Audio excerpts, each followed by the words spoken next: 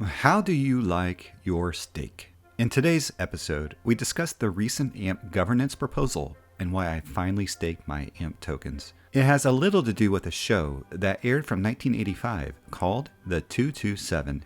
Today, I have an unusual theory involving economics and consumer behavior, and why it might be a smart move to consider taking your AMP over to the Flexa network capacity app and staking. You might wonder what finally got me to bother with staking my AMP holdings. Was it the lower gas fees, overall macroeconomic environment, or was it 1 billion in AMP token incentives being set up and seeing multiple whales overwhelmingly support bringing on more apps to the Flexa ecosystem? Well, Okay, yes, that had something to do with it, but let me ask this. Have you ever wondered, sitting back idly, about the complex set of due diligence that brought the channel host, that's me, Poseidon, god of the sea, to the AMP token? I have it now on the screen. As it says, Poseidon chose AMP. Welcome to Unusual Due Diligence. I am your host, Poseidon, god of the sea, and delicious chocolate milkshake. In today's fresh episode, we're talking about Flexa Network's AMP token, voting proposals,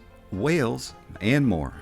First, let's go to March 18th of 2022, right when this channel was busy reading white papers over campfires. That was quite an experiment that I am not looking to repeat. However, something did happen on March 18th. On March 18th, 2022, a proposal was placed before the AMP community. The basic idea of the proposal is this. That idea involves creating a specialized fund to pay network rewards to ensure there's enough flex capacity on the network for soon-to-be-released app. Now, on the surface, this is a little odd. If you were to look at the current Flexa capacity numbers on the website available at app.flexa.network, the website reports well over $500 million of spend capacity. Needless to say, why is the AMP community concerned about having more capacity if there's already over $500 million of capacity?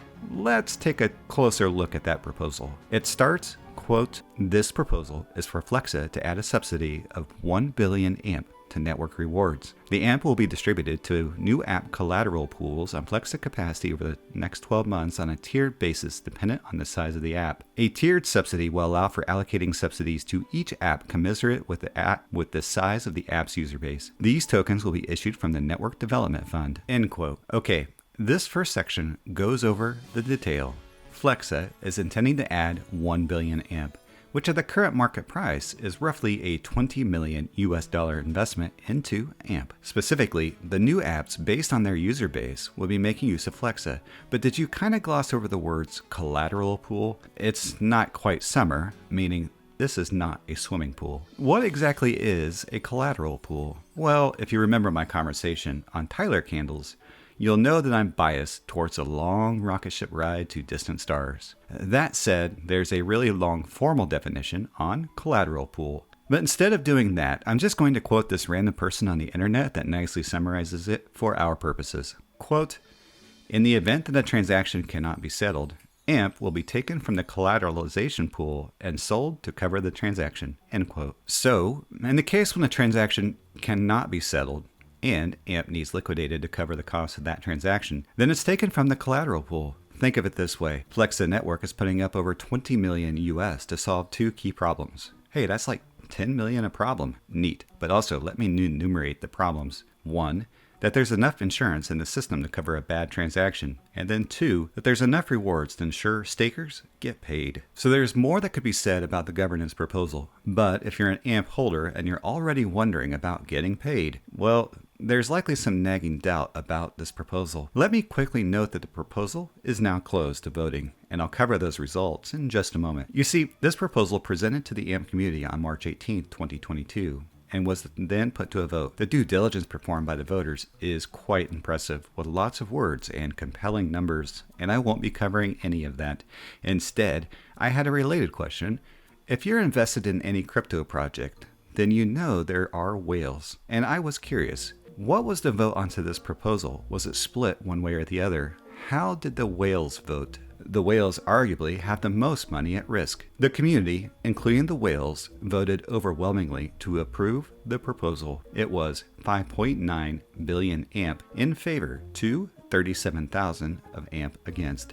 Overwhelming isn't a strong enough word for how overwhelming that difference is. But let's dive into a couple particulars. I mentioned earlier that 1 billion AMP token is about 20 million USD. Are you wondering if there's some real financial backing behind AMP? Do you wake up in the morning wondering when moon? Check out this chart. Here's what I want to note. Each one of these items with an arrow is valued around 20 million or more USD. So if we count this top block, we have 20, 40, 60, and combining these for another 40 is 100 million USD. That is interesting, but so is what I'm about to show. So the blockchain is public. If you've seen past videos, then you know I frequently make use of CoinMarketCap to illustrate a scan of holders of a given token or coin to kind of get a feel for the level of accuracy of prediction. And this is interesting to me. Putting the voting public next to the holders on CoinMarketCap, we see a nice match of someone with 725 million AMP tokens,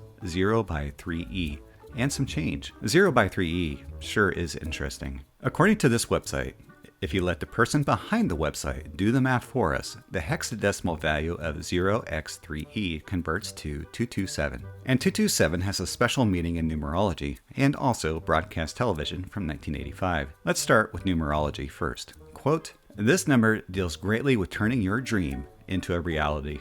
Number 227 is a reminder to trust yourself and your abilities, and also ask you to listen to your intuition, especially when it comes to decision about your life purpose." End quote. If you're expecting Marla Gibbs performing There's No Place Like Home to introduce the show 227, I hear you.